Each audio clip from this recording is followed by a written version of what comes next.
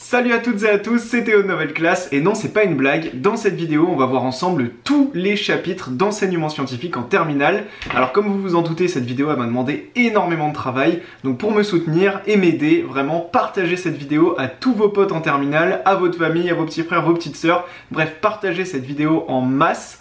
Et on va faire ensemble 1 heure de cours sur l'enseignement scientifique en terminale où on va balayer toutes les notions. J'espère que cette vidéo va vous plaire. Pouce vers le haut, abonne-moi à ma chaîne YouTube et c'est parti pour tous les chapitres d'enseignement scientifique en terminale. Let's go! Salut mes petits novels, c'est Théo de Nouvelle Classe, bienvenue dans l'enseignement scientifique de terminale. Sur YouTube, je vais faire les vidéos de cours et sur mon site internet novelleclasse.com, je vais faire des exercices corrigés dans tous les chapitres d'enseignement scientifique. Donc si tu veux voir tout le programme, je t'attends sur mon site novelleclasse.com, je t'ai mis le lien dans la description. Dans cette vidéo, on va faire le cours du premier chapitre sur l'atmosphère terrestre et la vie. J'espère que t'es prêt, c'est parti! Alors dans tout ce chapitre, on va parler de l'atmosphère terrestre. Mais l'atmosphère, qu'est-ce que c'est? Eh bien une atmosphère, c'est une couche de gaz qui est située à la surface d'une planète. Et l'atmosphère qu'on a à la surface de la Terre, elle a favorisé l'apparition de la vie et son maintien au cours des années. Et c'est pour ça que dans ce chapitre, on parle de l'atmosphère terrestre et de la vie. Alors l'atmosphère terrestre, il faut savoir qu'elle s'est formée il y a 4,56 milliards d'années. Et l'atmosphère qu'on avait à l'origine sur Terre, c'est ce qu'on appelle l'atmosphère primitive, qui est très différente de l'atmosphère qu'on connaît aujourd'hui. En effet, à la base, dans l'atmosphère primitive, donc, il y avait 80% d'eau, du CO2, c'est-à-dire du dioxyde de carbone, et du N2, c'est-à-dire du diazote. Il n'y avait pas du tout de dioxygène, et donc l'atmosphère, pour nous, êtres humains, était totalement irrespirable. Si l'atmosphère primitive, c'est l'atmosphère qu'on avait aujourd'hui sur Terre, on ne pourrait tout simplement pas vivre sur Terre car on ne pourrait pas respirer. Donc au départ, il n'y avait que de l'eau, du CO2 et du N2 dans l'atmosphère. Alors ce qu'il faut savoir, c'est qu'à l'origine, la Terre était extrêmement chaude. C'était une planète presque en fusion comme une boule de feu, et c'est pour ça qu'il y avait 80% d'eau dans l'atmosphère, car tout simplement l'eau était sous forme gazeuse car la Terre était très très chaude. Et puis au cours des millions d'années, la Terre s'est refroidie et l'eau s'est liquéfiée, c'est-à-dire qu'elle est passée de l'état gazeux dans l'atmosphère à l'état liquide. L'eau est retombée sur Terre à l'état liquide et il y a beaucoup de personnes qui pensent que c'est grâce à ça que des océans se sont formés sur Terre. C'est toute l'eau qui était dans l'atmosphère qui s'est liquéfiée, qui est devenue liquide et qui a, selon beaucoup de personnes, formé les océans. Les océans sont donc formés et à l'intérieur des océans, des bactéries qu'on appelle des cyanobactéries sont apparues. Ces petites bactéries, les cyanobactéries, elles font la photosynthèse. C'est quelque chose qu'on a vu en détail en enseignement scientifique en première, donc si tu as oublié ce qu'est la photosynthèse, je te mets une petite fiche juste ici pour que tu ailles voir ça. Comme on l'a vu en première avec la photosynthèse, les cyanobactéries ont donc utilisé l'énergie lumineuse et ont rejeté du O2, c'est-à-dire du dioxygène. Ce O2 qui a été créé par les bactéries dans les océans, il s'est stocké dans les océans et il y a environ 2,4 milliards d'années, il est remonté dans l'atmosphère. Au cours des millions d'années, les cyanobactéries ont continué de faire la photosynthèse et donc ont continué à produire du dioxygène, du O2, et donc la concentration en dioxygène dans l'atmosphère a augmenté au cours des années, et la concentration qu'on connaît aujourd'hui en dioxygène dans l'atmosphère, elle a été atteinte il y a environ 500 millions d'années. Tu l'auras donc compris, au départ dans l'atmosphère, il n'y avait pas du tout de O2, pas du tout de dioxygène, et grâce aux cyanobactéries des océans, la concentration en dioxygène a augmenté, et c'est pour ça qu'aujourd'hui, dans l'atmosphère, naturellement, il y a du dioxygène. Donc grâce aux cyanobactéries, eh bien nous, en tant qu'êtres humains, on peut respirer, tout simplement. Et en plus de nous permettre de respirer, l'apparition de O2 a permis la formation de la couche d'ozone. Alors t'en as sans doute déjà entendu parler, la couche d'ozone c'est une couche qui est à environ 30 km d'altitude et qui nous protège des rayons ultraviolets. Cette couche, elle est principalement constituée de la molécule d'ozone, c'est-à-dire O3, c'est pour ça qu'on appelle ça la couche d'ozone, et les rayons ultraviolets peuvent avoir des conséquences très néfastes et très négatives sur nous, c'est ce qu'on verra dans les vidéos d'exercice. Aujourd'hui, on a donc une atmosphère qui nous protège grâce à la couche d'ozone et qui est respirable. Notre atmosphère aujourd'hui, elle est composée à 78% de N2, c'est-à-dire de diazote, à 21% de dioxygène, O2 grâce aux cyanobactéries. On a aussi dans notre atmosphère de l'eau, H2O, mais aussi du CO2, donc du dioxyde de carbone, et du CH4, du méthane. Ce CO2 et ce méthane, ils augmentent en quantité dans notre atmosphère à cause des gaz à effet de serre, et on reverra ça dans les chapitres suivants où on parlera justement de la pollution et des gaz à effet de serre. Maintenant, on va faire un petit focus sur le carbone. Alors pourquoi est-ce qu'on en parle maintenant? Car il y en a dans notre atmosphère, avec par exemple le CO2, et puis le carbone, c'est surtout un élément essentiel à la vie. Il faut savoir qu'il y a présence de carbone un peu partout sur Terre. On peut trouver du carbone dans l'atmosphère, c'est-à-dire dans l'air, dans les océans, donc dans l'eau. C'est ce qu'on appelle les 4 réservoirs de carbone sur Terre. Et il faut savoir qu'il existe des échanges entre ces réservoirs de carbone, et ce sont principalement les êtres vivants qui font passer le carbone d'un réservoir à un autre. Je m'explique. Prenons par exemple un être vivant, comme nous par exemple, et bien lors de la respiration, comme tu le sais, on va rejeter du dioxyde de carbone, c'est-à-dire du CO2. Et donc en respirant, on va rejeter, là je suis en train de rejeter du dioxyde de carbone, et donc du carbone, de mettre du carbone dans l'atmosphère. Et donc je suis responsable d'un transfert de carbone en injectant une quantité de carbone dans le réservoir qui est l'atmosphère. Alors tous les transferts de carbone qui existent, c'est ce qu'on appelle le flux de carbone, et on va en reparler dans les exercices, car il y a un schéma à connaître par cœur. Pour voir ça, c'est sur mon site novelclass.com. Alors il faut savoir également que les combustibles fossiles, qu'on appelle aussi des hydrocarbures, eh bien ils sont directement liés à ces flux de carbone. En effet, comment se forment des hydrocarbures ou des combustibles fossiles? Eh bien ce sont tout simplement des êtres vivants qui meurent et qui au cours du temps s'enfoncent dans le sol. Pendant plusieurs millions d'années, des êtres vivants qui sont donc riches en carbone, eh bien ils vont donc s'enfoncer dans le sol de plus en plus profondément, et avec l'augmentation de la température et de la pression, ce carbone va se transformer en roche, qui va se transformer ensuite en hydrocarbures, et donc par exemple en pétrole. Ces hydrocarbures, ils sont dits non renouvelables, car pour les renouveler, il faut énormément de temps, et bien plus longtemps que la vie d'un être humain. C'est pour ça qu'on dit non renouvelable, car on ne peut pas le renouveler à l'échelle d'une vie humaine. Et voilà, tu sais tout sur ce premier chapitre sur l'atmosphère terrestre et la vie, et on a même parlé du carbone qui est un élément essentiel à la vie. J'espère que cette vidéo de cours était très claire, et sur mon site novelclass.com, on fait 4 vidéos d'exercices sur ce chapitre, donc vraiment je t'invite à cliquer dans la description, à te procurer mon parcours. Tu peux demander à tes parents bien évidemment de t'offrir ce parcours, et tu auras accès à tous les chapitres, toutes les vidéos de cours et toutes les vidéos d'exercices sur l'enseignement scientifique en terminale. Merci beaucoup à toi et je te dis à très vite pour le deuxième chapitre sur ma chaîne YouTube. Salut mes petits novels, c'est Théo de Novel Class, bienvenue dans le deuxième chapitre d'enseignement scientifique en terminale. Aujourd'hui on va parler de la complexité du système climatique. Là tu as la vidéo de cours et sur mon site novelclass.com je fais 4 vidéos d'exercice sur ce chapitre. Pour y avoir accès, je t'ai mis le lien dans la description. J'espère que t'es prêt, c'est parti pour le cours. Alors je t'ai parlé de complexité du système climatique, mais le système climatique, qu'est-ce que c'est? Eh bien c'est tout simplement l'ensemble des interactions qui existent entre les différentes composantes de notre planète. Alors qu'est-ce que c'est que ces composantes? Eh bien on peut avoir les océans d'un côté, l'atmosphère de l'autre, le sol d'un autre côté, et il existe des interactions entre ces différentes composantes dont on a d'ailleurs déjà parlé dans le chapitre précédent, le chapitre 1.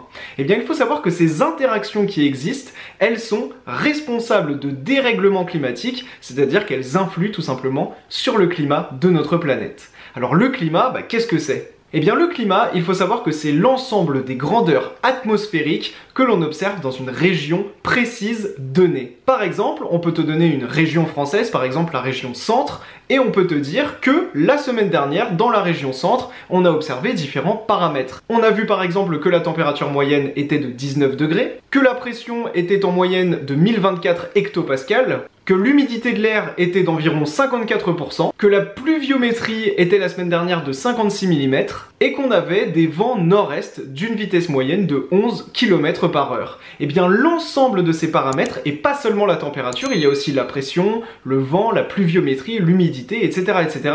Tous ces paramètres qu'on observe dans une région donnée, c'est ce qu'on appelle le climat. Et il faut bien comprendre que le climat va varier à cause des interactions qui existent entre les différentes composantes de notre planète. Donc les interactions entre les océans et le sol et l'atmosphère, voilà, toutes ces interactions, c'est ça qui va, entre guillemets, dérégler le climat et donc dérégler ces différents paramètres qu'on va observer dans une région très précise. Alors tout ce que je t'ai expliqué, c'est ce qu'on appelle le système climatique, et il existe 2 spécialités pour étudier le système climatique. On a d'un côté la climatologie et de l'autre la météorologie. Alors tout d'abord, la climatologie, c'est l'étude du climat ou des variations du climat à moyen ou à long terme, c'est-à-dire par exemple à l'échelle de plusieurs années. Alors que la météorologie, c'est l'étude de ces phénomènes à très court terme. Et c'est pour ça qu'à la télé, on parle de météo, car ce n'est pas de la climatologie, c'est de la météorologie, puisqu'on va te donner les températures de demain, après-demain, la semaine prochaine, donc sur un très court temps de quelques jours.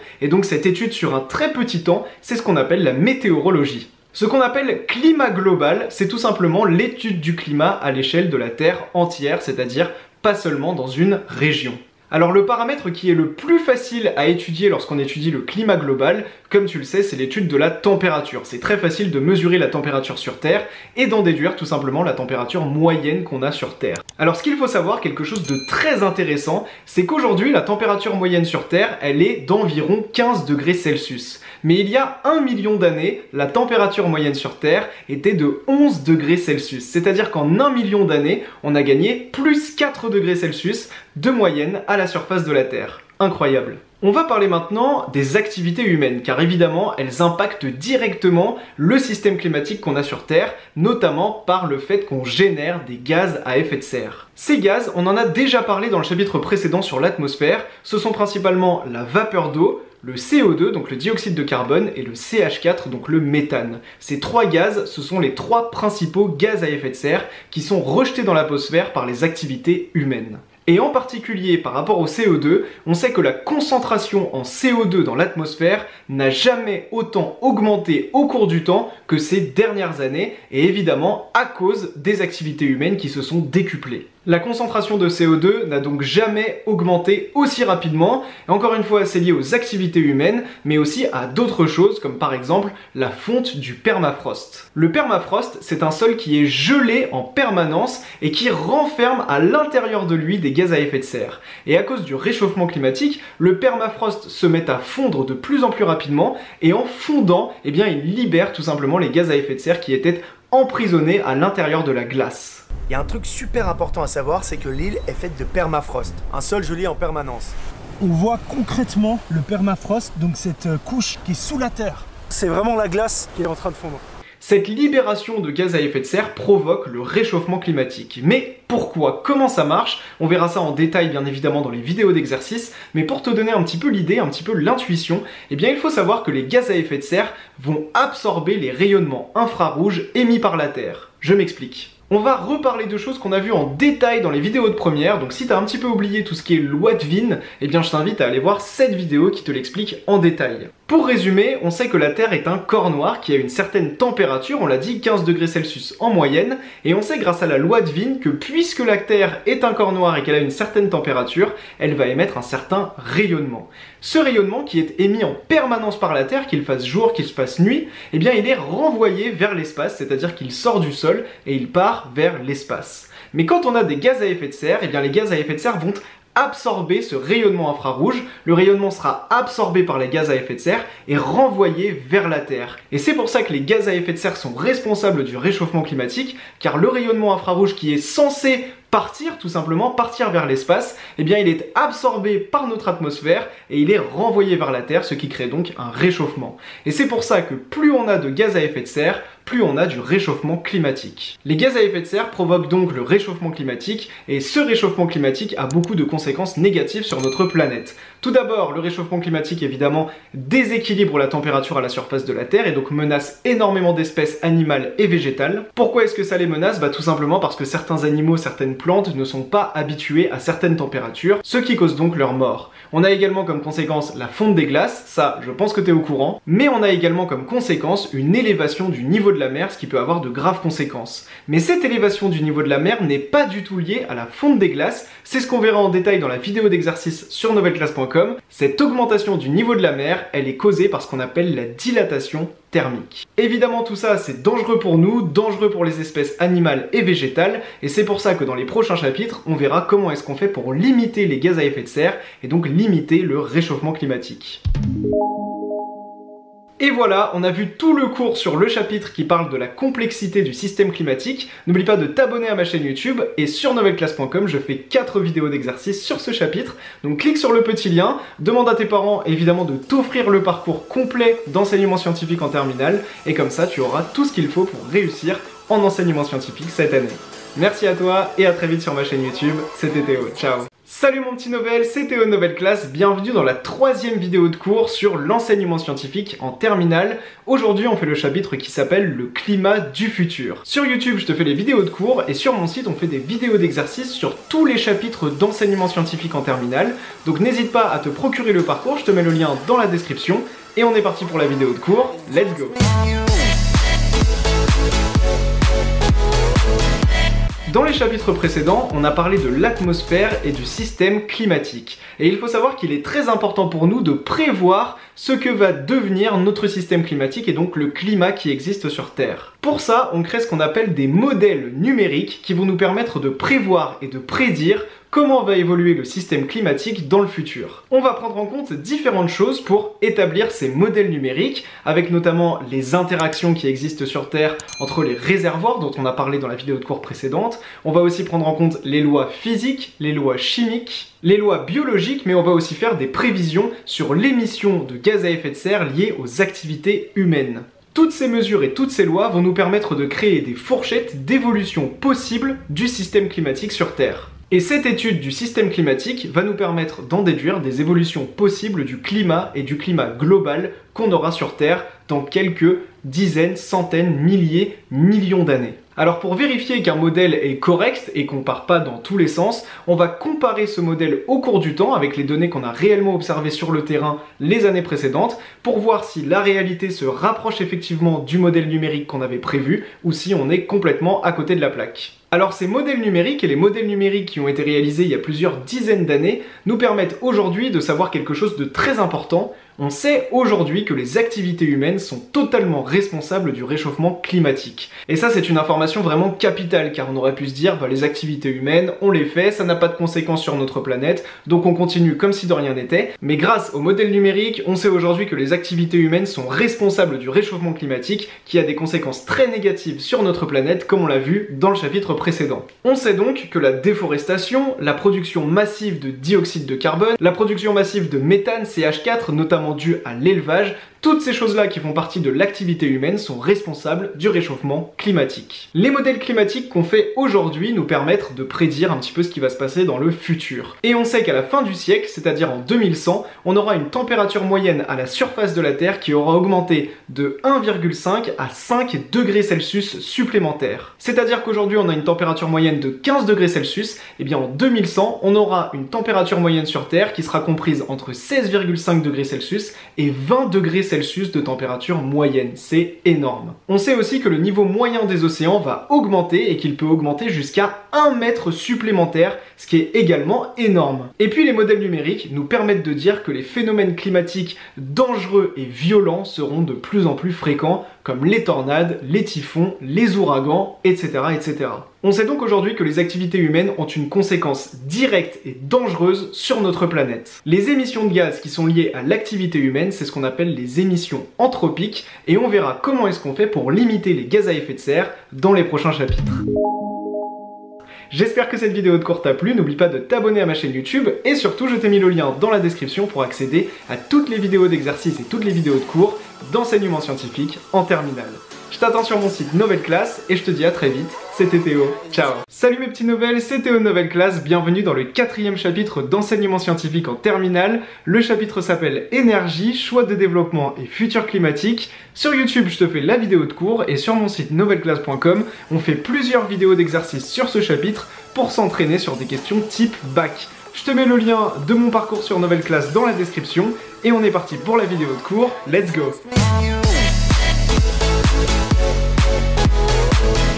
Alors comme on l'a vu dans les 3 chapitres précédents, les combustibles fossiles sont très utilisés par l'homme et ils sont fortement responsables du réchauffement climatique. En effet, les combustibles fossiles produisent du CO2 et des aérosols toxiques pour la planète qui sont des gaz à effet de serre. Grâce aux simulations numériques qu'on a vues dans le chapitre 3, on sait que les activités humaines et que l'utilisation des combustibles fossiles est responsable de l'émission de gaz à effet de serre et donc du réchauffement climatique. Et donc pour toute activité, on se doit de limiter au maximum la production de gaz à effet de serre. Alors cette consommation des combustibles fossiles, elle est très inégale dans le monde et elle dépend principalement de la richesse des pays. Mais dans les pays qui utilisent les combustibles fossiles, on sait qu'ils sont autant utilisés dans les secteurs du transport que dans le secteur de l'habitat, que dans le secteur de l'industrie, les combustibles fossiles sont donc utilisés dans tous les secteurs. Pour limiter l'impact d'une activité ou d'une personne sur l'environnement et sur la planète, on a mis en place l'empreinte carbone qui mesure la masse de CO2 qui est produite par une activité ou une personne. L'empreinte carbone permet donc de mesurer l'impact d'une activité sur le climat terrestre et cette mesure nous permet donc de prendre des dispositions pour limiter au maximum la production de gaz à effet de serre. On a parlé dans le chapitre 3 des simulations numériques. Il faut savoir que les chercheurs prévoient différents scénarios possibles dans les prochaines années, dans les années à venir, sur l'évolution du climat dans le monde et on sait qu'il y a plusieurs scénarios possibles. Alors il existe différents scénarios car on fait varier les paramètres. On se dit que dans le pire cas, on ne fait pas du tout attention à nos émissions de gaz à effet de serre et au réchauffement climatique et donc on a des impacts forts sur la planète et le réchauffement climatique. On se dit que dans le meilleur des cas, on a une prise de conscience énorme sur l'émission de gaz à effet de serre et donc une grosse diminution des émissions de gaz à effet de serre et on regarde les conséquences que ces différents cas auront sur notre planète pour prendre des décisions.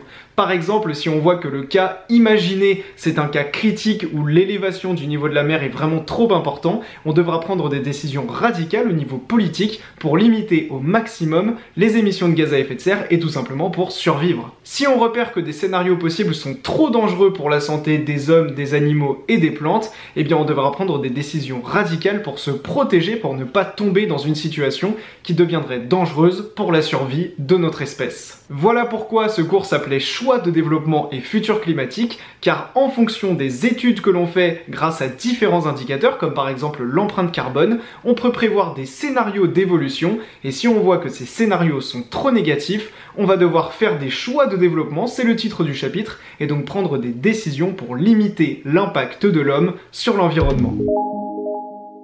J'espère que cette vidéo de cours t'a plu et était très claire, et maintenant sur novelclass.com, on fait plusieurs vidéos d'exercices sur ce chapitre pour répondre aux attendus du programme. Je t'attends sur mon site novelclass.com, demande à tes parents de t'offrir le parcours enseignement scientifique terminal et tu auras accès à toutes les ressources de Novelclass pour réussir ce chapitre. Salut mes petits novels, c'est Théo de Novelclass, on attaque aujourd'hui le 5e chapitre d'enseignement scientifique en terminale. On attaque le 2e thème de l'année et on va parler dans ce thème de l'électricité. Dans ce chapitre, on parle de 2 siècles d'énergie électrique. Sur novelclass.com, on fait des exercices corrigés sur ce chapitre pour apprendre à maîtriser tous les attendus du programme. Donc je t'attends sur novelclass.com, le lien est juste en dessous dans la description.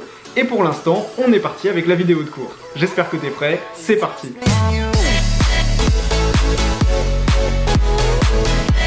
Dans ce chapitre, on va parler de l'histoire de l'électricité. Tout commence avec Maxwell et Faraday, 2 chercheurs et scientifiques qui expliquent pour la première fois le phénomène d'induction électromagnétique. Ce principe nous dit que si on soumet un conducteur électrique à un champ magnétique variable, alors un courant électrique va apparaître dans ce conducteur. C'est-à-dire tout simplement par exemple que si je prends un fil électrique et que je fais tourner un aimant autour de lui, l'aimant va créer un champ magnétique variable et donc un courant électrique va apparaître dans mon fil électrique. C'est le principe de l'induction électromagnétique. Et ça, c'est quelque chose de super important car ce principe qui a été expliqué par Maxwell et Faraday pour la première fois nous permet de créer des alternateurs qui nous permettent de convertir l'énergie mécanique en énergie électrique. En effet, ce qu'on va pouvoir faire, c'est récupérer un mouvement mécanique, par exemple un mouvement de rotation, placer des aimants sur ce mouvement pour créer un champ magnétique variable et en plaçant un conducteur en face de ces aimants qui sont en mouvement, on va créer un champ électrique. Et ça, c'est exactement le principe d'un alternateur avec la partie conducteur électrique qui ne bouge pas qu'on appelle le stator et la partie champ magnétique qui tourne comme ceci qu'on appelle le rotor. Et donc on crée des alternateurs grâce au principe de l'induction électromagnétique. À partir de ce moment-là, on sait produire pour la première fois de l'énergie électrique et le rendement de ces alternateurs est proche de 1, c'est-à-dire qu'il y a très peu de pertes et ça c'est vraiment génial. Puis au XXe siècle apparaît quelque chose dont tu as sans doute déjà entendu parler, c'est la physique quantique. Et la physique quantique c'est une vraie révolution pour l'électricité.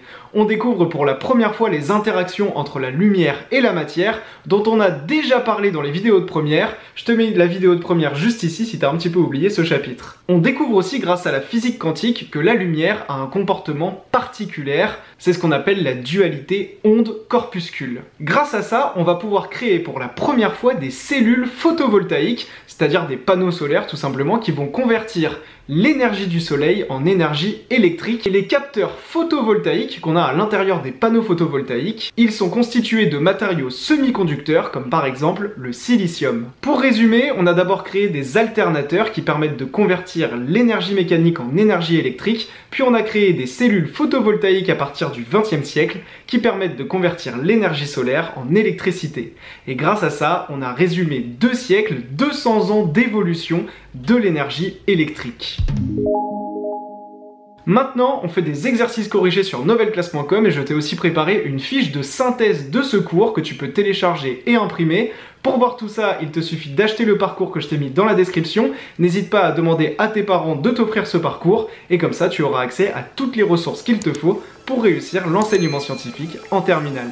Merci à toi et à très vite pour le 6e chapitre d'enseignement scientifique sur ma chaîne YouTube. Salut mon petit Novel, c'est Théo de Novel Class, bienvenue dans le 6e chapitre d'enseignement scientifique en terminale. Aujourd'hui on va parler des atouts de l'électricité. Sur mon site novelclass.com, le lien est juste en dessous, on fait des exercices corrigés sur ce chapitre. Pour l'heure, on fait le cours, c'est parti.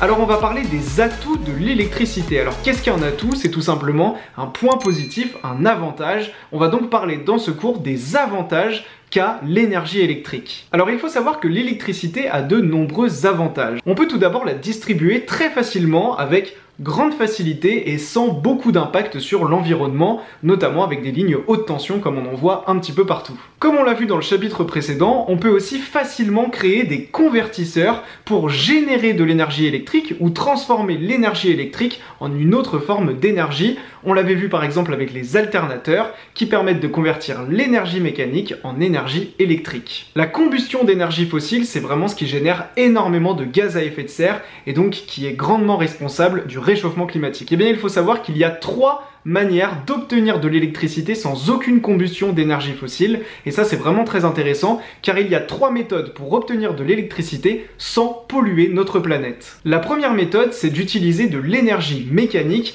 pour créer de l'électricité. On peut pour cela utiliser une énergie mécanique directe, c'est-à-dire qu'on va directement utiliser la force d'une énergie mécanique pour créer de l'énergie électrique. C'est le cas avec les éoliennes qui utilisent la force mécanique du vent pour créer de l'électricité, mais c'est également le cas avec les barrages hydroélectriques et les hydroliennes, c'est-à-dire les éoliennes qui sont sous l'eau, qui vont utiliser l'énergie du courant de l'eau pour créer de l'électricité. On peut aussi utiliser une énergie mécanique indirecte, comme c'est le cas par exemple avec les centrales nucléaires ou la géothermie. La deuxième méthode pour obtenir de l'électricité sans aucune combustion d'énergie fossile, c'est en utilisant tout simplement le rayonnement solaire, comme on en a déjà parlé, avec les panneaux photovoltaïques. Et puis la troisième méthode, c'est d'utiliser une énergie chimique, comme on le fait avec les piles ou les piles à hydrogène, qui vont permettre de créer une énergie électrique à partir de l'énergie d'une réaction chimique. C'est pour ça qu'on appelle ça de l'énergie chimique. Ces 3 méthodes n'utilisent aucune combustion et a donc un très faible impact sur l'environnement. C'est pour cela que l'électricité est vraiment perçue comme une solution d'avenir pour nous chauffer, pour nous alimenter, car vraiment il existe des solutions qui permettent d'obtenir de l'électricité sans aucune combustion. Il faut savoir aussi que les progrès technologiques permettent d'améliorer de plus en plus les rendements de ces différents procédés et de ces différentes méthodes, et donc encore une fois l'énergie électrique est vraiment perçue comme une solution d'avenir. Mais il faut tout de même se méfier, même si on n'utilise pas de combustion qui pollue directement l'atmosphère, il faut bien comprendre qu'il y a d'autres formes de risques pour l'environnement. Par exemple dans le cas de la centrale nucléaire, on va générer des déchets radioactifs qui sont très toxiques pour les hommes et pour l'environnement. Dans le cas de l'utilisation de l'énergie chimique, il y aura également ce qu'on appelle une pollution chimique. En plus de ça, il faut bien comprendre qu'il existe une intermittence dans la production et dans les besoins en électricité. Dans la production tout d'abord, par exemple une éolienne va vraiment dépendre du vent. S'il n'y a pas de vent, il n'y aura pas de production d'électricité. Et dans la demande, eh bien en hiver on aura beaucoup besoin d'électricité alors qu'en été on n'aura pas besoin de se chauffer par exemple et donc les besoins seront bien inférieurs. C'est ce qu'on appelle une intermittence dans les besoins en électricité et cette intermittence exige de stocker l'énergie électrique. Pour stocker cette énergie électrique, on va devoir la convertir en une autre forme d'énergie. Par exemple, l'énergie électrique sera convertie en énergie chimique dans des accumulateurs. On peut également la convertir en énergie potentielle avec des barrages par exemple, et on peut convertir l'énergie électrique en énergie électromagnétique grâce à des supercapacités.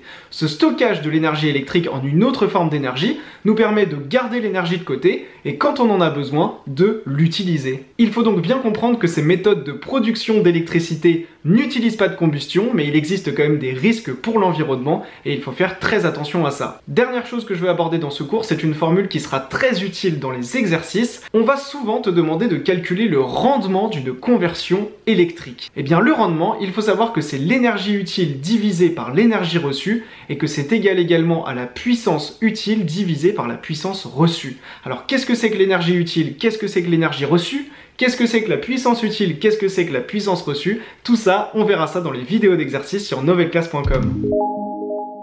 J'espère que cette vidéo de cours t'a plu, et maintenant je t'attends bien évidemment dans les vidéos d'exercice pour t'entraîner sur ce chapitre. Merci à toi d'avoir regardé la vidéo jusqu'au bout, n'oublie pas de t'abonner à ma chaîne YouTube, et à très vite pour le 7e chapitre d'enseignement scientifique en terminale. Salut mon petit Novel, c'est Théo de Novel Class, bienvenue dans le 7e chapitre d'enseignement scientifique en terminale où on parle de l'optimisation du transport de l'électricité.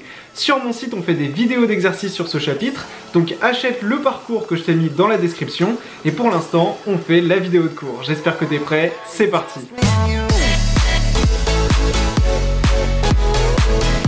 Alors dans ce chapitre, on va parler de l'optimisation du transport de l'électricité. Il faut savoir que quand on transporte de l'électricité, une énergie électrique, on subit des pertes d'énergie qu'on appelle des pertes par effet Joule. L'effet Joule, c'est un phénomène qui nous dit que si du courant électrique passe dans un conducteur ohmique, donc un conducteur ohmique par exemple c'est une résistance électrique, et bien si du courant électrique passe dedans, une partie de ce courant va se dissiper, c'est-à-dire va être perdue sous forme de chaleur. Concrètement, si on met beaucoup de courant électrique dans un conducteur ohmique, par exemple une résistance, eh bien la résistance va se mettre à chauffer et en fait cette chaleur qui est générée, c'est une partie de l'énergie électrique qui se transforme en chaleur et qui est donc perdue. Cette énergie électrique qu'on a perdue car elle s'est transformée en chaleur, c'est de l'énergie électrique en moins qu'on aura à l'arrivée. C'est pour ça qu'on parle de perte par effet Joule, car vraiment cette chaleur nous fait perdre de l'électricité. Et ce problème est vraiment très problématique en l'occurrence, car pour transporter l'électricité, on utilise des lignes à haute tension, et les lignes à haute tension peuvent être assimilées à des résistances. C'est-à-dire qu'on aura des pertes par effet Joule dans les lignes à haute tension, dans les lignes électriques, qui nous permettent de transporter et de distribuer l'électricité un petit peu partout. Tout l'enjeu des ingénieurs qui travaillent sur ces lignes à haute tension et sur ces lignes électriques, c'est de minimiser au maximum les pertes par effet Joule et donc d'optimiser le transport de l'électricité. C'est pour ça que ce chapitre s'appelle optimisation du transport de l'électricité. Alors ce problème d'optimisation, c'est un problème mathématique extrêmement complexe et pour le traduire, pour qu'il soit visuel et plus simple à traiter, on crée ce qu'on appelle des graphes mathématiques. On verra ça en détail dans les vidéos d'exercice, il faut que tu saches comment faire des graphes, et ça c'est dans les vidéos d'exercice sur mon site Novel Class, mais je vais te montrer ce qu'est un graphe mathématique pour que tu aies l'idée et que tu comprennes de quoi on parle. Alors pour te donner une idée, on peut représenter un réseau électrique comme ceci. On va prendre en compte deux sources électriques, deux cibles, qui sont donc les personnes à qui on doit fournir de l'énergie électrique, et au milieu on va placer un nœud. Et bien cette représentation, c'est ce qu'on appelle un graphe mathématique du transport de l'énergie électrique, et c'est une modélisation très efficace du problème qui va nous permettre de poser des équations pour optimiser ensuite mathématiquement le transport de l'énergie électrique. Le graphe, comme tu l'as compris, il représente la problématique. Et quand on dessine un graphe, on pose tout d'abord un objectif. L'objectif ici, c'est d'optimiser le transport de l'énergie électrique et donc de minimiser les pertes par effet Joule. Mais on va également donner les contraintes, c'est-à-dire ce qui nous bloque, les valeurs minimales et maximales que l'on a, au-delà desquelles on ne peut pas aller. Dans le cas des graphes qui représentent le transport de l'électricité, on a toujours les mêmes contraintes. On a deux contraintes qui concernent les sources de courant électrique. Les sources de courant électrique ne peuvent pas dépasser une certaine valeur d'électricité, c'est parfaitement logique. On ne peut pas produire de l'électricité en quantité infinie, donc le courant qu'on a, I1, I2, ils seront toujours inférieurs ou égaux à une valeur qu'on dira valeur maximale du courant possible. Et puis il faut savoir que le courant électrique que l'on a avant le nœud, il est égal au courant électrique que l'on a après le nœud. C'est-à-dire que I1 plus I2 sera toujours égal à I1' plus I2'. Voilà, ça c'est ce qu'on appelle les contraintes. Et quand on a l'objectif, les contraintes et le graphe, on peut réaliser un problème mathématique et répondre à la question qui est comment optimiser la distribution de l'électricité. Alors souvent ce qu'on fait, c'est qu'on crée une fonction mathématique et pour minimiser les pertes par effet Joule, eh bien l'idée ça va être de trouver le minimum de la fonction qui est associée à ce graphe avec cet objectif et ses contraintes. Et quand on aura le minimum de cette fonction, on aura les meilleures caractéristiques possibles pour nos lignes à haute tension.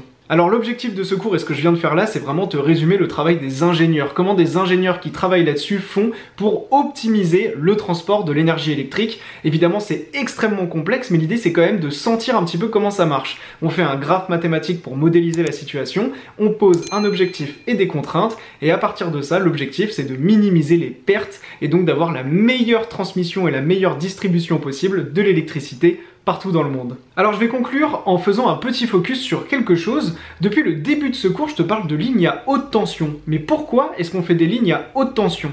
L'électricité, c'est du courant et une tension. Et quand on transporte l'électricité, on veut une tension maximum, la tension la plus grande possible, car on s'est rendu compte, grâce à ces graphes mathématiques et à ces calculs que l'on a effectués, qu'on a moins de pertes par effet Joule si la tension est élevée. Et donc ça, c'est vraiment une des conclusions de ces graphes mathématiques. Grâce aux graphes mathématiques et aux études qui sont effectuées, on sait que si on prend une tension importante, on a moins de pertes par effet Joule. Donc c'est super intéressant. On reverra ça dans les exercices sur novelleclasse.com, donc achète le parcours que je t'ai mis dans la description. N'hésite pas à demander à tes parents de t'offrir ce parcours. Il leur coûtera beaucoup moins cher que des cours particuliers sur l'année et te permettra vraiment d'avoir tout ce qu'il te faut pour réussir en enseignement scientifique en terminale. J'ai réalisé plus d'une 50aine de vidéos sur l'enseignement scientifique, donc clique sur le lien dans la description et tu auras accès à tous les exercices corrigés. Merci à toi, oublie pas le petit pouce bleu pour le soutien et à très vite dans le 8e chapitre d'enseignement scientifique en terminale. Salut mon petit Novel, c'est Théo de Novel Class, bienvenue dans le chapitre choix énergétique et impact sur les sociétés. Dans cette vidéo, on fait le cours et sur mon site novelleclasse.com, le lien est dans la description, on fait des exercices corrigés. J'espère que t'es prêt pour le cours, c'est parti. Alors aujourd'hui, on va parler de choix énergétiques et d'impact sur les sociétés. On va donc parler des sociétés, c'est-à-dire des individus qui constituent une région, un pays, et on va étudier aujourd'hui comment est-ce que les gens et les individus perçoivent les questions qui sont liées au climat et au changement énergétique. Alors l'objectif des choix énergétiques que l'on fait, eh bien c'est de faire une transition entre la situation que l'on a actuellement, qu'on a vu dans les chapitres précédents et qui est plutôt inquiétante, et comment est-ce qu'on peut faire une transition avec un mode de vie et de production d'énergie qui soit beaucoup plus respectueux de la planète et de l'environnement pour ne pas mettre en danger les espèces végétales, animales et notre propre espèce. Pour faire cette transition, il faut que le changement se fasse à deux niveaux. Tout d'abord, il faut que la transition se fasse de manière collective, c'est-à-dire que tout le monde va dans une même direction avec la même idée, mais le changement doit aussi se faire de manière individuelle, c'est-à-dire que chacun, dans son fort intérieur, doit prendre conscience de la nécessité de cette transition énergétique. Alors la première étape avant de faire un choix énergétique, c'est de bien comprendre quelles sont les possibilités que l'on a pour faire ce changement énergétique. On peut tout d'abord continuer à faire comme on fait aujourd'hui en utilisant la combustion d'énergie fossile mais qui génère des gaz à effet de serre et qui provoque le réchauffement climatique. On peut utiliser des méthodes sans combustion qui permettent de produire de l'électricité sans pollution directe sur notre planète mais qui génèrent des déchets comme des déchets chimiques comme on l'a vu dans le détail dans le chapitre 6. Ou on peut également utiliser pour produire de l'électricité la fission nucléaire mais qui génère des déchets radioactifs encore une fois comme on l'a vu dans les chapitres précédents. Alors comment est-ce que les politiques vont choisir le mode de production d'énergie? Eh bien ça va se faire selon différents critères mais principalement selon les impacts du choix du mode d'énergie sur notre planète et sur les ressources dont on dispose dans une région donnée. On va aussi prendre en compte le coût de la transition énergétique, ça peut coûter très cher par exemple de faire installer des éoliennes et des panneaux photovoltaïques et il faut faire des calculs sur les risques, c'est-à-dire est-ce qu'on prend des risques vis-à-vis de la population et vis-à-vis de la planète, mais aussi faire des calculs sur les besoins. Si on a énormément de monde, on va avoir besoin de beaucoup d'énergie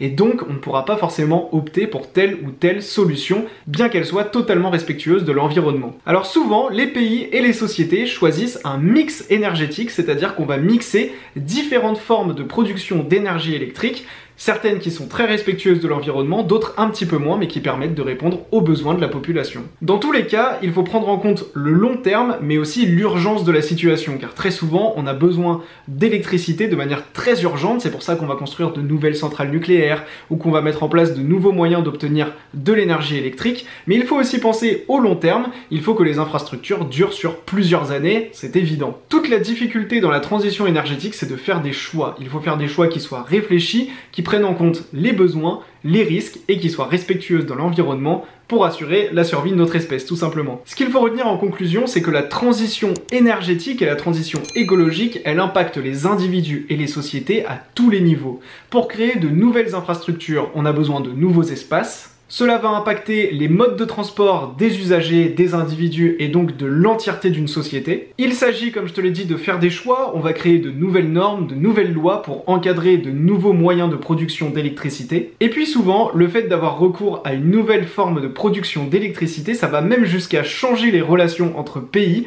car souvent plusieurs pays vont travailler ensemble pour mettre en place une nouvelle manière de produire de l'électricité. Et c'est le cas avec un projet dont on entend de plus en plus parler, qui est un projet expérimental pour l'instant de mise en place de la fusion nucléaire.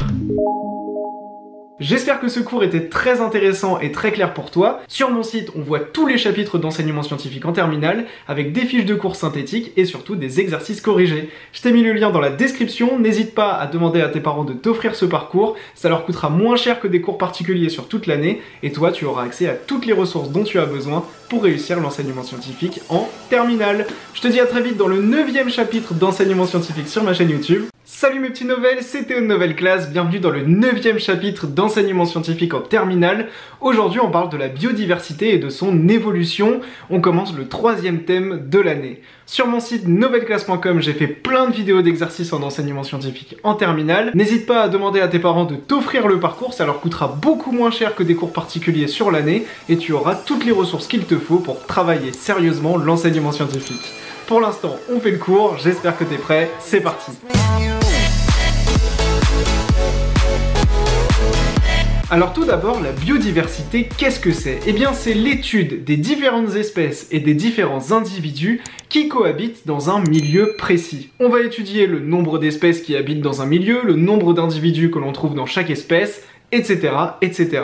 Alors pourquoi est-ce qu'on étudie dans ce chapitre la biodiversité après avoir parlé des activités humaines dans les chapitres précédents? Eh bien parce qu'il est fondamental de comprendre comment fonctionne notre planète pour pouvoir évaluer les conséquences des activités humaines sur celle-ci. Et c'est pour ça qu'on va étudier la biodiversité, pour avoir une connaissance de comment fonctionne notre planète, pour anticiper les conséquences des activités humaines. Alors de nombreux modèles mathématiques ont été créés justement pour évaluer l'impact de l'homme sur les animaux, sur les espèces, sur les végétaux, bref, sur la biodiversité. Sur Terre, il y a énormément d'espèces animales et végétales et on en découvre de nouvelles chaque année, ce qui veut dire qu'il y a plein d'espèces qu'on ne connaît même pas encore. Alors comment est-ce qu'on fait pour étudier la biodiversité dans un milieu? Eh bien on va faire des observations sur le terrain et on va prélever de l'ADN pour déterminer le nombre d'espèces qui vivent dans le milieu. Alors comme je te l'ai dit, l'étude de la biodiversité c'est aussi l'étude du nombre d'individus dans une espèce. Et bien pour déterminer le nombre d'individus dans une espèce, à partir des échantillons que l'on fait dans un milieu, on peut utiliser différentes méthodes et différentes techniques comme la méthode de capture, marquage, recapture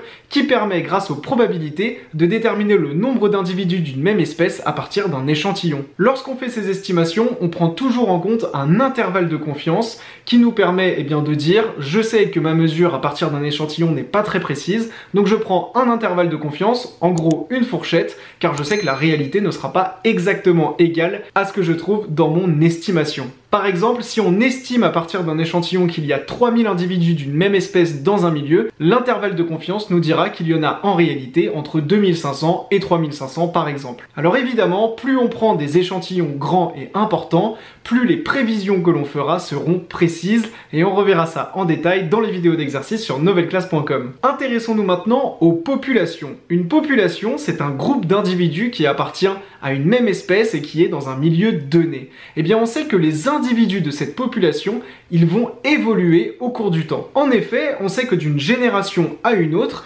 les individus par reproduction vont se transmettre des caractéristiques qu'on appelle des allèles, et ces allèles peuvent varier. Le modèle mathématique de Hardy-Weinberg permet d'étudier l'évolution de ces allèles en utilisant les probabilités. On va associer les allèles et donc la transmission de caractères aux probabilités. Ce modèle de Hardy-Weinberg, il nous dit quelque chose de très important. Si on se place dans une grande population et qu'il n'y a pas de migration, sélection ou mutation, on peut dire que la fréquence des allèles ne variera pas au cours du temps. Donc si on a ces hypothèses-là, on sait que les caractères apparaîtront toujours avec la même fréquence et ne vont pas évoluer. On reverra ça en détail dans les exercices. Pour l'instant, revenons sur les activités humaines dont on a parlé dans les chapitres précédents. On sait que les activités humaines, elles ont des conséquences directes sur la planète et sur la biodiversité. À cause de la déforestation et de la pollution atmosphérique, les activités humaines peuvent aller jusqu'à causer l'extinction de certaines espèces animales et végétales, ce qui est vraiment très grave. Les activités humaines causent aussi la fragmentation des espèces animales et végétales, c'est-à-dire que les individus des populations d'une même espèce vont se retrouver fragmentés, c'est-à-dire d'un côté et de l'autre. Cette fragmentation des espèces, elle provoque un appauvrissement de la diversité génétique et donc un appauvrissement des espèces sur la planète. On met donc en place des mesures de protection drastiques pour limiter les activités humaines dans certaines régions du globe et limiter cet appauvrissement des espèces et cette destruction de la biodiversité. Si jamais le projet Total voit le jour, c'est une partie de la biodiversité marine qui sera détruite. J'espère que cette vidéo de cours t'a plu. Sur mon site, on fait des vidéos d'exercices, du coup je t'attends sur mon site. N'hésite pas à demander à tes parents de t'offrir mon parcours enseignement scientifique en terminale. Ça coûte moins cher que des cours particuliers et tu auras accès à toutes les ressources pour réussir l'enseignement scientifique en terminale. Salut mon petit Novel, c'est Théo de Nouvelle Classe, bienvenue dans le 10e chapitre d'enseignement scientifique en terminale. Aujourd'hui on parle de l'évolution comme grille d'analyse du monde. Dans cette vidéo on fait le cours et sur novelleclasse.com, je t'ai mis le lien dans la description, on fait plusieurs exercices corrigés sur ce chapitre. J'espère que t'es prêt pour le cours, c'est parti. Dans ce cours, on va parler de l'évolution des espèces et de la biodiversité. Mais pourquoi est-ce qu'on va parler de ça alors que dans les chapitres précédents, on a surtout parlé des activités humaines? Car il est vraiment essentiel de comprendre l'évolution de la biodiversité et de notre planète pour anticiper les impacts qu'auront les activités humaines sur notre planète, tout simplement. Bien comprendre comment évoluent les espèces et leurs individus, les populations animales, végétales et même notre propre espèce, eh bien ça nous permet de limiter les impacts négatifs qu'auront les activités humaines sur la santé de notre planète. Et c'est pourquoi on fait ce chapitre sur l'évolution, car il est très important de comprendre comment ça marche. Alors quand on regarde un individu, par exemple un individu de l'espèce humaine, c'est-à-dire nous-mêmes, et qu'on regarde notre anatomie, c'est-à-dire la manière dont nous sommes formés, eh bien on voit qu'on a énormément de caractères et de caractéristiques, et certaines de ces caractéristiques peuvent nous sembler assez étonnantes, voire presque inutiles. Eh bien il faut savoir que l'anatomie que l'on porte aujourd'hui, c'est le résultat de plusieurs millions,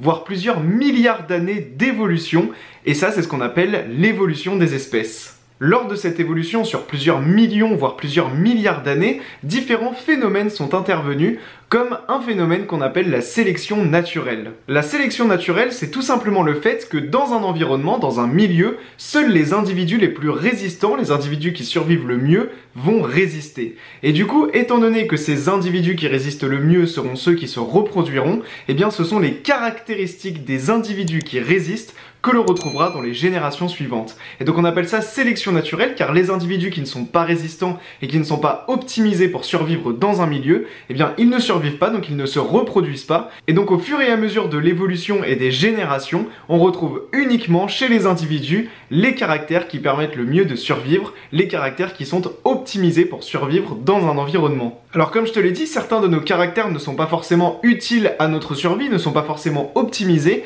mais il faut savoir qu'au fil de l'évolution, au fil de l'histoire de l'évolution, eh bien certains caractères vont rester, bien qu'ils ne soient pas indispensables, mais ils restent car ils n'empêchent pas à un individu de survivre, de se nourrir, de chasser, etc., etc. Dans notre anatomie, on retrouve donc des caractéristiques hyper fonctionnelles qui ont servi nos ancêtres à survivre, et d'autres caractères qui ne sont pas forcément ultra optimisés, mais qui sont là car ils font partie de l'histoire de notre évolution. Cette compréhension du monde et de l'évolution, elle est vraiment primordiale dans le développement des solutions médicales et prophylactiques. Les traitements prophylactiques, ce sont tout simplement les traitements qui sont faits pour lutter contre les maladies. Une fois qu'on a compris le principe de la sélection naturelle, on comprend rapidement que par exemple les bactéries ou les virus, eh bien ils survivent de mieux en mieux aux vaccins et aux antibiotiques qu'on leur inflige. En effet, on va infliger des vaccins et des antibiotiques aux virus et aux bactéries. Celles qui seront les moins résistantes vont mourir. Et donc dans les générations de virus et de bactéries suivantes, on ne retrouvera que les bactéries par exemple qui survivent le mieux à un antibiotique. Et donc quelques générations plus tard, on ne se retrouve qu'avec des bactéries qui survivent parfaitement aux antibiotiques qu'on leur inflige. Et donc il faut vraiment comprendre comment fonctionne la sélection naturelle pour anticiper l'évolution des bactéries, l'évolution des virus et mettre au point très en avance des traitements qui vont permettre de les éradiquer rapidement et efficacement. La compréhension de l'évolution des espèces nous permet donc d'adapter les traitements. Il faut aussi comprendre que les activités agricoles ont des conséquences directes sur l'évolution des espèces. On fait souvent ce qu'on appelle de la monoculture, notamment dans les champs, c'est-à-dire qu'on ne cultive qu'une seule espèce de plante, et ça, eh bien, ça limite énormément la diversité des espèces. C'est le cas également pour la domestication, car on ne va domestiquer que certaines espèces d'animaux chez nous, et donc on aura de moins en moins de diversité des espèces animales. Tout comme les traitements médicaux, il faut comprendre que les produits phytosanitaires, c'est-à-dire les pesticides, eh bien ils ont des conséquences directes sur l'évolution des espèces de nuisibles dans les champs et dans les cultures. Encore une fois, c'est toujours le même principe. Par le principe de la sélection naturelle, seuls les ravageurs et les nuisibles les plus résistants vont survivre aux pesticides et vont se reproduire. Et donc dans quelques générations, on ne se retrouvera qu'avec des nuisibles ultra résistants aux pesticides qu'on leur inflige aujourd'hui. Et donc il faut avoir cette connaissance de la sélection naturelle et de l'évolution des espèces pour mettre en place des produits phytosanitaires, c'est-à-dire des pesticides qui seront efficaces dans quelques années. Et voilà, j'espère que tu as bien compris ce chapitre sur l'évolution. Pour voir des exercices corrigés, il te suffit d'acheter le parcours sur novelleclasse.com. N'hésite pas à demander à tes parents de t'offrir le parcours, c'est beaucoup moins cher que des cours particuliers sur l'année et ça te permettra d'avoir toutes les ressources qu'il te faut pour vraiment et concrètement réussir l'enseignement scientifique en terminale. Salut mon petit Novel, c'est Théo de Novel Class, bienvenue dans le 11e chapitre d'enseignement scientifique en terminale. Je t'ai fait des exercices corrigés sur ce chapitre dans la description, je t'ai mis le lien juste en dessous dans la description, et dans cette vidéo, on fait le cours sur l'évolution humaine. J'espère que t'es prêt, c'est parti.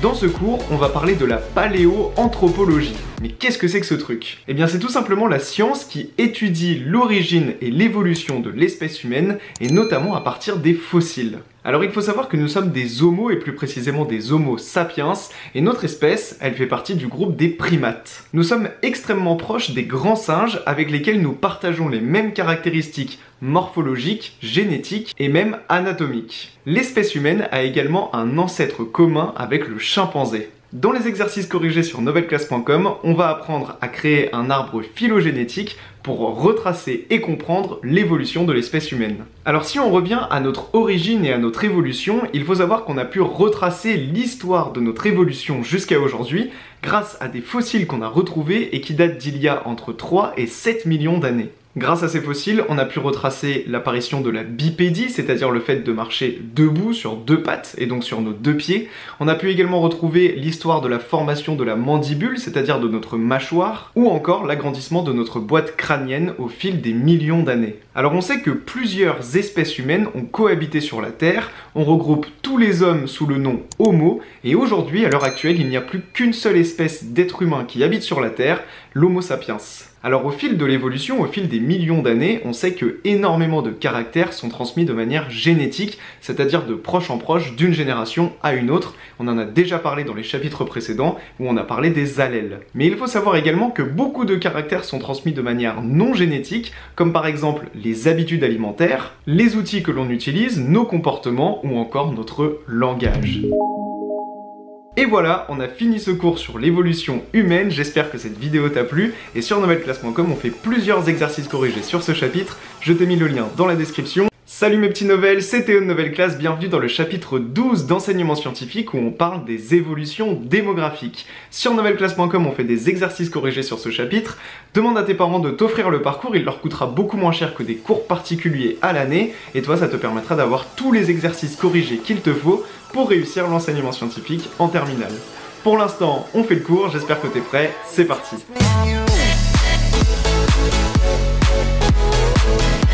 Alors dans les deux chapitres précédents, le chapitre 10 et le chapitre 11, on a parlé de l'évolution des espèces et de l'évolution de l'espèce humaine. Mais il est également primordial d'étudier l'évolution de la démographie, c'est-à-dire du nombre d'individus d'une espèce à un endroit donné.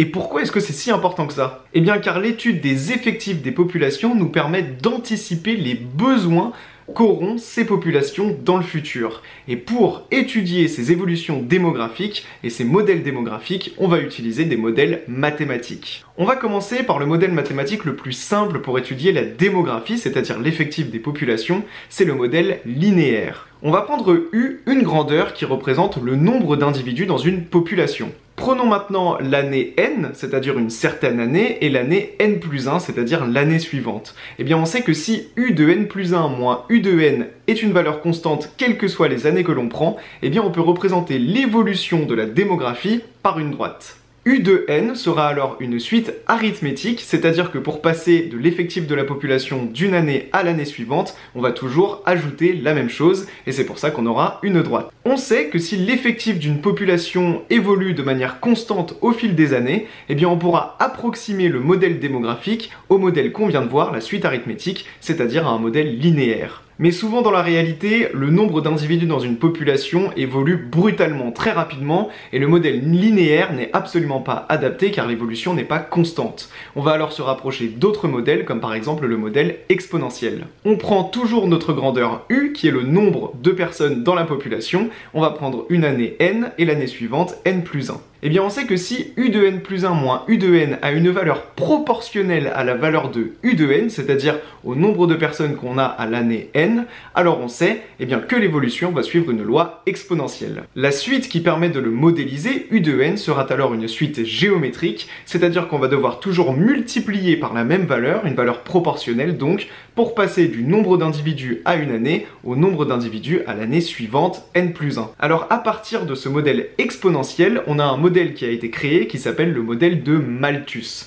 Et ce modèle, il nous dit deux choses. Si dans une population, le taux de natalité est supérieur au taux de mortalité, alors l'effectif de la population tend vers plus l'infini. Alors qu'à l'inverse, si dans une population, le taux de mortalité est plus grand que le taux de natalité, alors l'effectif de la population tend vers 0. Ça paraît plutôt logique. Alors sur un temps court, on sait que ce modèle fonctionne, mais sur un temps long, il est impossible et je vais t'expliquer pourquoi. En effet, ce modèle nous dit que si le taux de natalité est supérieur au taux de mortalité, l'effectif de la population va tendre vers plus l'infini. Mais si la population tend vers plus l'infini, les besoins de cette population vont également tendre vers plus l'infini. On parle de besoins énergétiques, d'électricité, de nourriture, etc., etc.